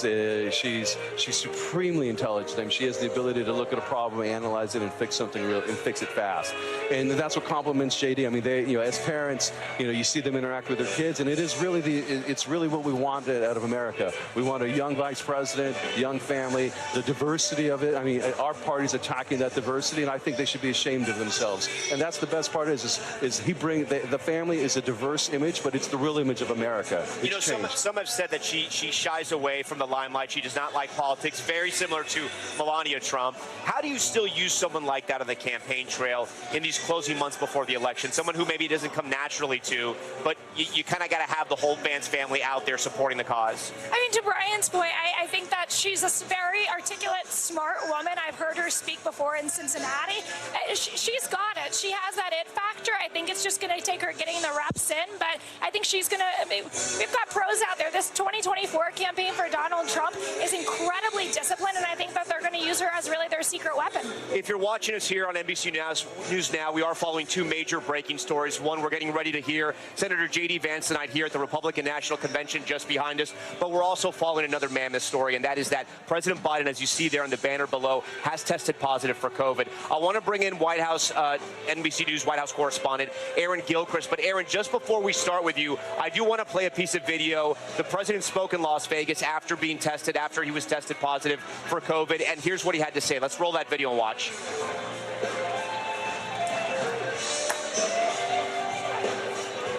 Okay, I misunderstood here. Apparently, we're going to see it here. He says, "I feel good." It's good. I feel good. I'm not an expert lip reader, but I'm being told that's what people who read a lot of lips say. Aaron, get us up to speed. I know that the White House has put out a statement. What more do we know? Yeah, this is the video of the president boarding Air Force One early, I should point out. He was not slated to leave Las Vegas for another several hours. There were three events on his schedule for today. We understand that he was able to participate in the first event to some degree, and the other two events, obviously, he's not going to be participating in, as he's now on Air Force One and will be making his way back to Delaware, headed to his home at Rehoboth Beach, where he was already scheduled to go after today's events. But he'll be going there, obviously, early to take care of himself. The information that we got from the White House press secretary was that the president was not feeling great at some point today, and ultimately it was decided that he would be given a COVID test, and that test came back positive. I do want to read you some of the statement we got from the president's doctor. We should point out that as president of the United States, there is a medical team that travels with him at all times, regardless of where he goes. And the doctor's statement says the president presented this afternoon with upper respiratory symptoms to include a runny nose and non-productive cough with general malaise. He felt okay for his first event of the day, but given that he was not feeling better, point-of-care testing for COVID-19 was conducted, and the results were positive for COVID-19 virus. He went on to list some of the vitals that he took for the president, everything testing normal there. The president now is headed back to Rehoboth. I do want to point out as well that just as I'm talking here, I think no, that's it. That's where we are at this point. And the president giving, as you saw, the press corps, the traveling press corps with him, a thumbs up and saying that he was good, that he was feeling good, as he very slowly got out of his vehicle there and slowly walked up the steps, Tom, to Air Force One.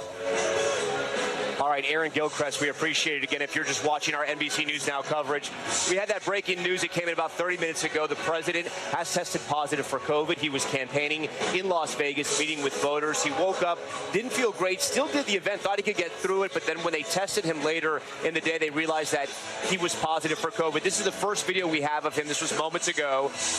The president, for some reason, not wearing a mask, even though he tested positive for COVID. He's saying he's good. I feel good, if we're reading his lips.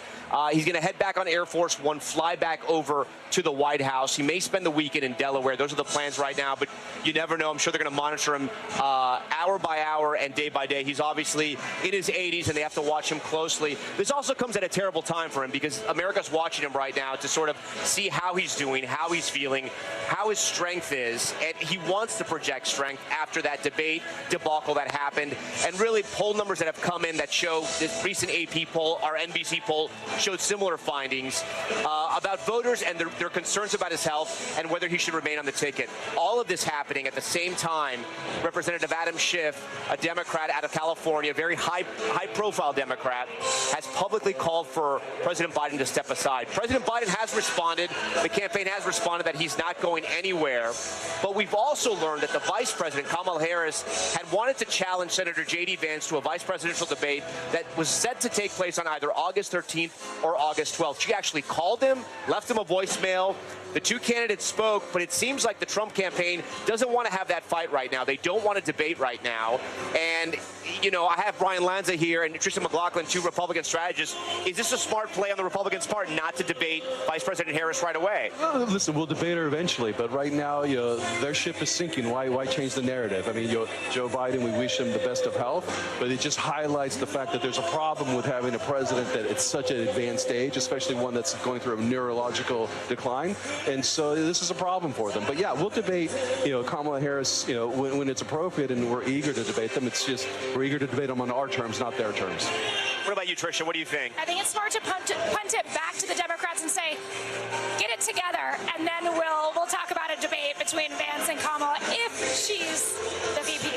Yeah, and I guess Republicans have the argument here that they're not sure whether this ticket stays together. Why waste the time? Why waste the resources to sit down, prepare for that debate if it changes and potentially Kamala Harris ends up debating former President Trump at some point. When you think about the Democratic Party, do you think this ticket, if it's not President Biden, it will be Kamala Harris and somebody else? Yeah, I don't. I mean, because truly for President Biden to step out of the presidential race is a step down from the White House. You can't be mentally declined not to run for president and mentally fit to be president. So I don't see President Biden resigning in humiliation, resigning in disgrace for lying to the American people about their health. So I've never gone into the assumption that he's going to drop out of the ticket and drop the presidency. Brian Lance and Trisha McLaughlin, we thank you so much for joining our coverage. I know we'll see you again. Our special coverage of Night 3 of the RNC continues. We're live tonight from Milwaukee as we stay on top of a number of breaking headlines, including new details on the assassination attempt on former President Trump and that breaking news about President Biden testing positive for COVID. Right after this break, Ohio Governor DeWine, right here live. Stay with us.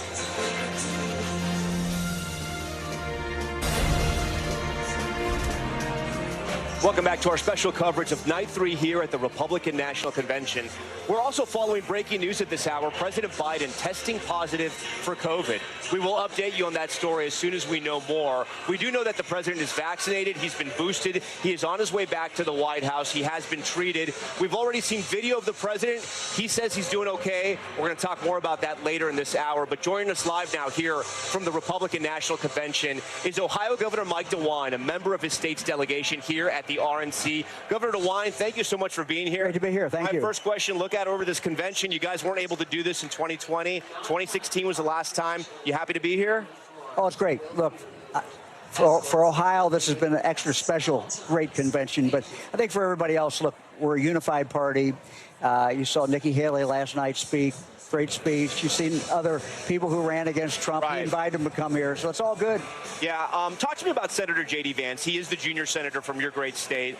Do you know him? Have you gotten to know him? Why is he good for former President Trump? I know him pretty well. As soon as his book came out, I called him. I said, "This is fascinating." Fran and I got to know him and his wife Usha.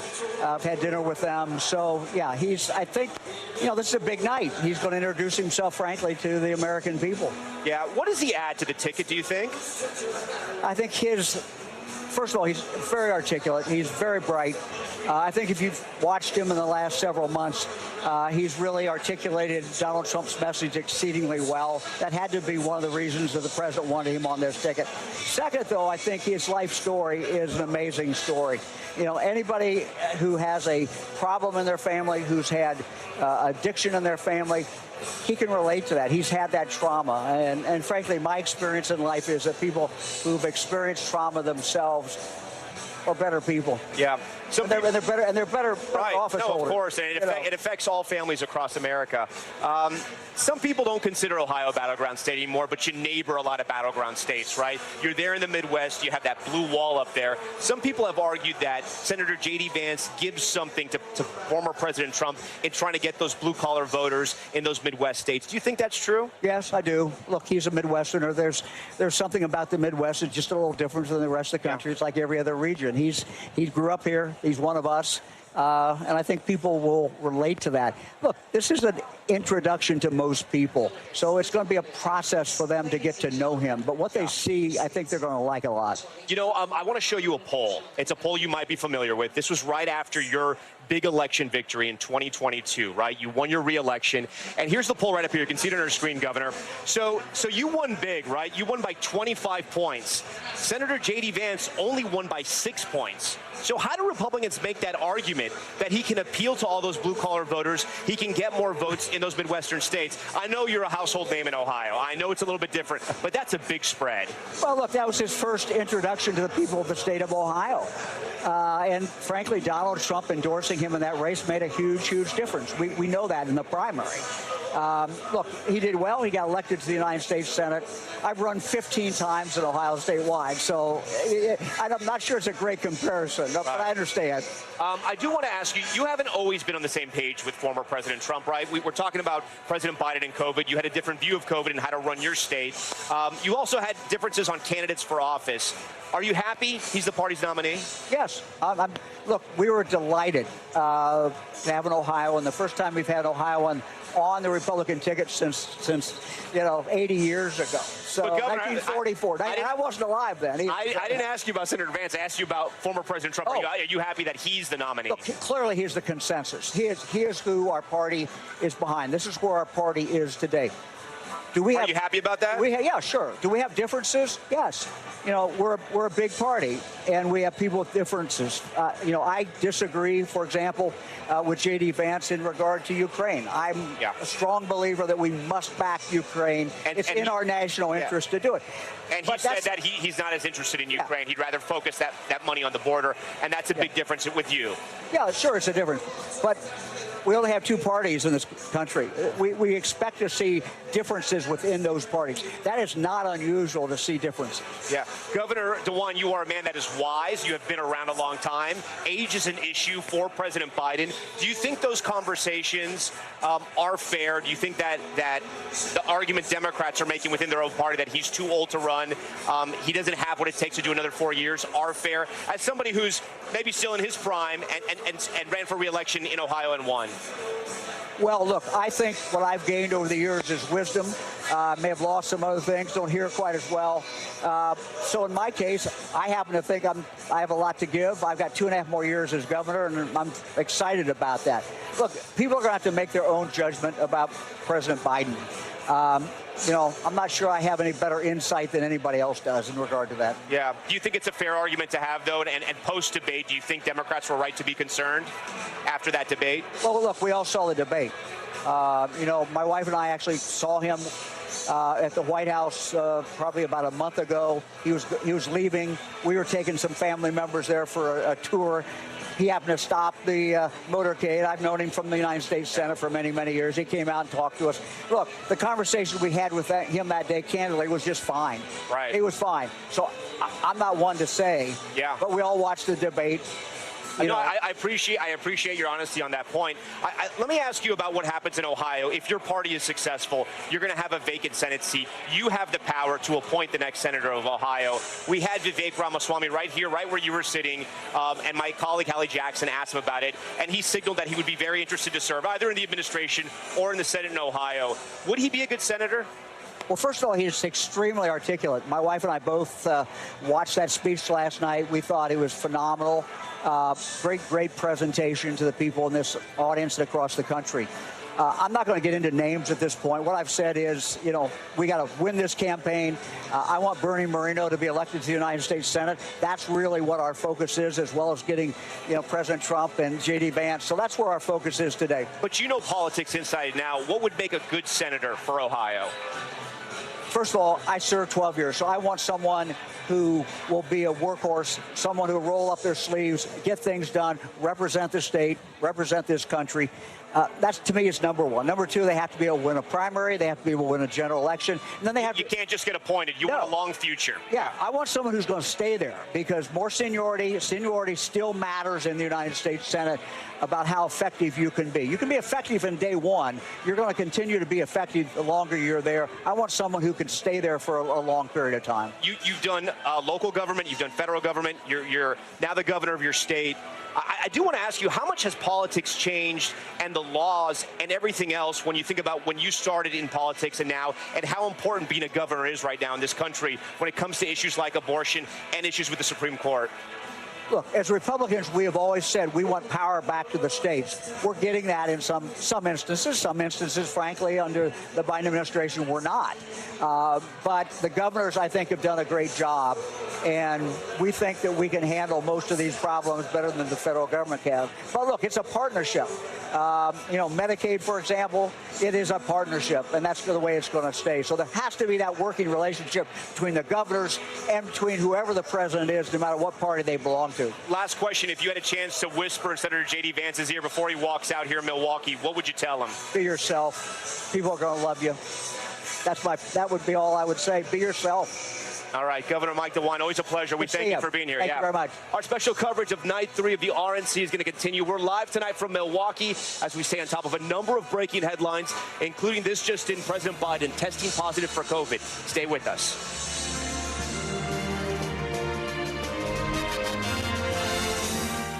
Here. Welcome back. We are live from Milwaukee once again. Night 3 of the Republican National Convention is underway. Here is a live look at the convention floor, which is just behind me. It is where all the action is going to happen tonight, and it's where in a couple of hours, Senator JD Vance will introduce himself to the American people. Hallie Jackson, my colleague, is down on the floor. Hallie, we've been following that breaking news. President Biden testing positive for COVID. Is it something the delegates on the floor are talking about? Well, I just asked a couple of them here sitting with me in the Alaska delegation. I haven't asked their permission if I can interview them one more time. Do you mind if I ask you that again, your reaction to President Biden? We spoke just a moment ago. What do you think about that news? We were sad to hear it, of course. We knew he was fully vaccinated. We didn't expect to have that news, but he's in our prayers, and we definitely wish the best for him. Thank you. I was sorry to hear that, and I hope he has a very speedy recovery. Thank you both so much. I appreciate it. Here in the Alaska delegation. Let me walk you over this way here, Tom. It's obviously, I'm so sorry. Thank you. As you know from your time down here on the floor, and forgive me, it is just so loud. I'm going to kind of walk here with you because they're playing a video. That's why it's also a little bit dark. I'm going to try to find a little bit of a better spot to chat with you from. People are on their phones. Everybody's got their phones. That's how they find out the news. Hello. We were just talking about how folks are on their phone finding out the news. And in this instance tonight, it's about President Biden having been diagnosed with COVID. I don't know if you've heard that news yet, that the president is in that Las Vegas, Nevada, and the White House has just confirmed that he did test positive. They say mild symptoms at this point, and they are going to obviously continue the course of treatment. Any thoughts on that as it's just coming into us tonight? Well, with anybody who's acquired COVID-19, I always pray for their health, good health. My mom had dementia, and we were always protecting her from COVID-19 because we know how devastating it could be to their health. Any reaction from you, sir? I hate to see anybody come down with COVID, especially a senior citizen like that. I hope that he does get better. It's hard on a person, and so we don't want any harm to come to him in that fashion. So, we'll send our prayers out to him as well.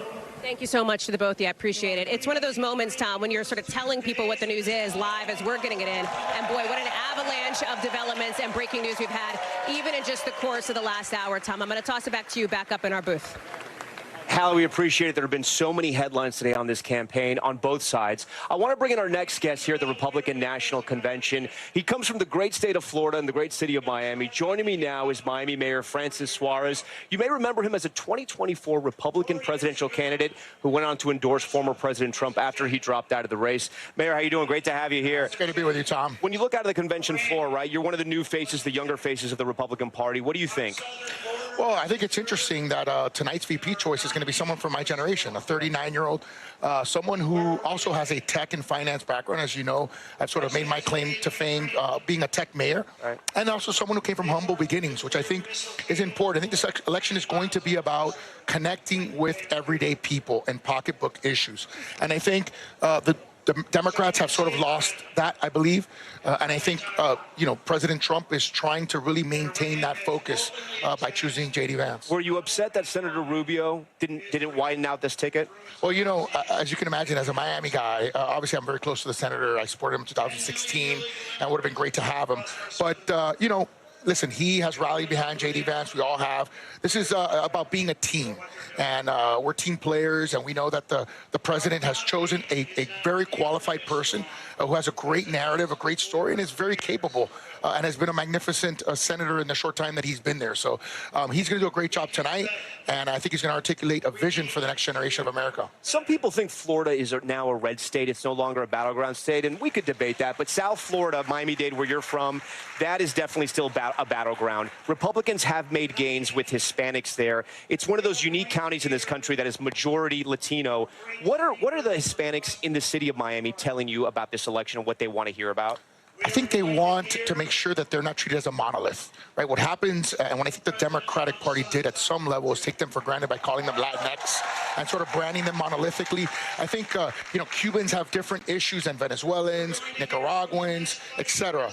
And so I think part of the reason why the Republican Party has been successful, and you saw gains, as you mentioned, in 2016, Democrats, Hillary Clinton specifically, won Dade County by 30 points. In the midterm, just in 2022, DeSantis and Marco Rubio won Dade County by 10 and 12 points respectively. So that's a 40-point swing, which means that the policies that have been implemented by the Republican Party have resonated with the specific categories of Hispanics in Dade County, and I think that's important. Do you think the branding of socialism and connecting that with the Democratic candidates in 2020, is that still a problem for Democrats in 2024, or have they been able to shed that label? No, it is absolutely a problem, Tom. I think that for some reason they have a hard time shedding the label. They don't want to just come out and say, look, we're not about socialism.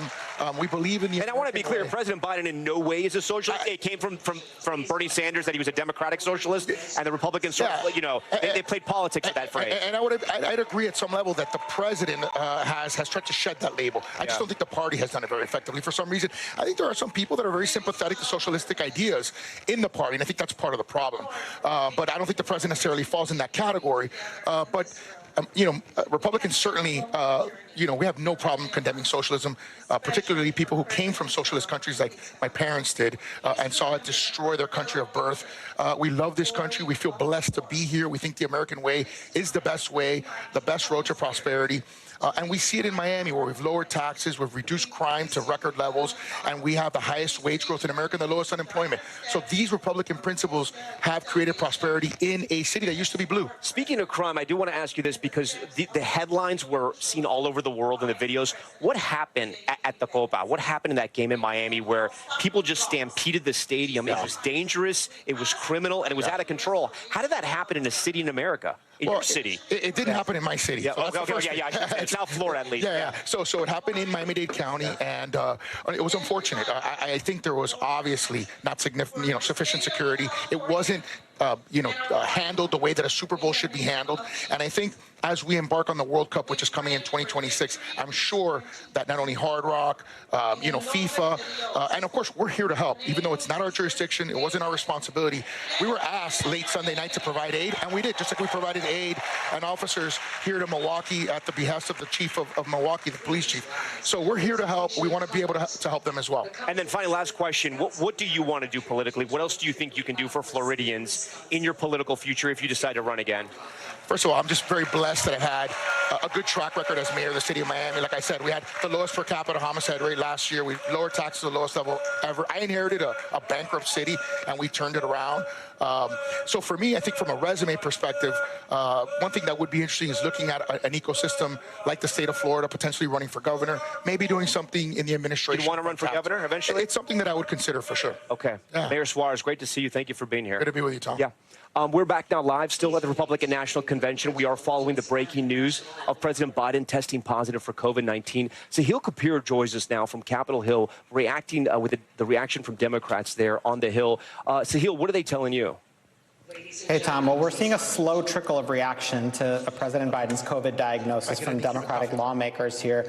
A couple of them that I can read out. One is a tweet from Congressman Salud Carbajal, says, quote, wishing President Biden a speedy recovery. He goes on to say that while the pandemic is over, this is a good reminder that COVID is still a risk, just as we've seen in California lately. He calls on everyone to get their updated boosters and stay home if they're feeling sick. Congressman Adriano Espaillat also says, wishing President Biden a swift and speedy recovery in a brief tweet. Remember, the White House has said the president is vaccinated, boosted. He's experiencing mild symptoms following a positive COVID test, and that he will self-isolate and continue to carry out his duties at his home in Rehoboth. So while all the speculation is happening, the White House is noting that the president is fine. Yeah.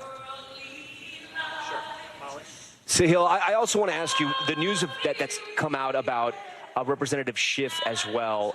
Any more new reporting on that? That was quite the moment earlier today. Yeah, Congressman Schiff becomes one of the most prominent Democrats to call on President Biden to step aside from this presidential race, to withdraw and have Democrats put another nominee in his place. Schiff had walked right up to the line of saying this a few days ago on Meet the Press, but didn't quite call on him to go. Now he is calling on him to go. He had been one of the dozens of Democrats that we've spoken to who are skeptical or don't believe President Biden should stay in the race, but have not called on him to. Schiff, in his statement, said he has serious concerns about whether the president can defeat Donald Trump, which he said is the paramount goal here, the single most important one, and said it's time for him to pass the torch, and in doing so, he will secure his legacy. Now, the Biden campaign has also responded to this, pointing to the president's recent letter to Congress, saying that emphatically he is not leaving the race, that he will stay in the race, that he has more work to do in the presidency, and he believes he is still the best candidate to beat Donald Trump. A lot of Democrats don't believe that at all. They don't believe he can win. This is not a universal opinion, but this is a growing opinion. Many Democrats worry that he's down right now in the polls, and that things will only get worse from here on. The Biden campaign, however, is defiant, refusing to step down, and they've got many passionate supporters within the Democratic base who are backing his decision to stay in the race and continue fighting. Sahil, and I'm sorry because it's so loud here at the convention hall. What is the total number of Democrats that have come out publicly, elected Democrats that have come out publicly on Capitol Hill against former President Biden, asking him to step down? It's a few dozen, Tom. I think it's about a couple dozen. There are more who have, again, walked right up to the line. But in terms of members who have explicitly said he should go, last I checked, it's somewhere around 25 or so. Now, when you consider, the fact that there are well over 200 Democratic members of Congress here, that's not a huge number, but it's still a growing number. And the president's insistence repeatedly that he will stay in the race has not quieted them. It's not broken the dam. The dam has still held, in large part because Democratic leaders, including Senate Majority Leader Chuck Schumer and House Minority Leader Hakeem Jeffries, have said they will continue to support the president if he stays in the race. It's also raising eyebrows that those two men could easily, put the kibosh on this talk about potentially replacing the president if they emphatically come out and say he is the best candidate, stop talking about it, he should stay. They haven't done that, which is continuing to, create this sense of unease, this feeling of purgatory as to whether he is really going to stay, whether this dam is going to continue, whether it's going to continue to be a trickle of members who call on President Biden to leave. And the other fear, Tom, is that if the president's numbers don't improve, there are Democrats who fear he will drag down the ticket, that he will bring down Senate Democratic candidates who right now are overperforming him in battleground states by anywhere between 5 points and 17 points. It's a massive, stark gap between the way the president is performing against Donald Trump and the way Senate Democrats are roundly beating their Republican rivals. It'd be hard to maintain this between now and Election Day, but that's the fear, that they might not be able to. Okay, Sahil Kapoor, we thank you so much for joining us. For more analysis, I'm joined tonight by senior political correspondent for the Wall Street Journal and a friend to this show, Molly Ball. Molly, thanks so much for being here. I wanted to have you on because I know you wrote that profile on Senator Vance. What do you expect to hear from him tonight? What we've been told by the campaign is that he's going to heavily emphasize his life story, the inspiring story that he told in his memoir, of course, that was a bestseller and then became a Hollywood movie, talking about his hardscrabble beginnings. The campaign really feels that not only is he well positioned to speak to white working class voters in the Rust Belt, who we know are so crucial in those swing states of Michigan, Ohio, and Pennsylvania, but really to all Americans who know what it's like to struggle. Anyone who's dealt with addiction in their family, anyone who's been able to achieve success despite being born into difficult circumstances. What I think we expect him to talk less about is some of his more divisive policy positions, the divisive even within this room, positions on foreign policy and economics that are quite a diversion from the traditional positions of the Republican Party. Where has he landed on abortion? I know his position has evolved, just like a lot of Republicans have evolved on abortion, including former President Trump, which has evolved, and you may call it whiplash. He's gone a lot of different ways. Where is Senator JD Vance right now when it comes to abortion?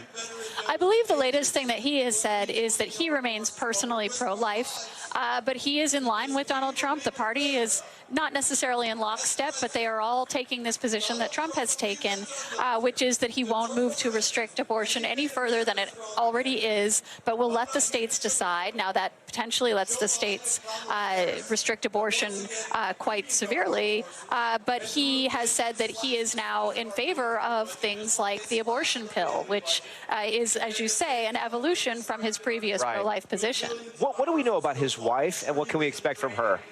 Well, she's a Yale Law School classmate who he met through Yale Law School, herself a very accomplished lawyer, clerked for conservative justices, John Roberts, Brett Kavanaugh. He has credited her with really a lot of his success, and they have 3 young children, live in Cincinnati. We'll see her tonight. She's going to speak right before JD Vance, and I think there's a lot of curiosity about her as well. Molly Ball, great to have you. Thank you so much. That'll do it for this half hour of our special coverage of the Republican National Convention.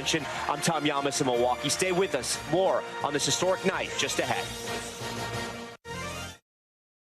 Thanks for watching. Stay updated about breaking news and top stories on the NBC News app or follow us on social media.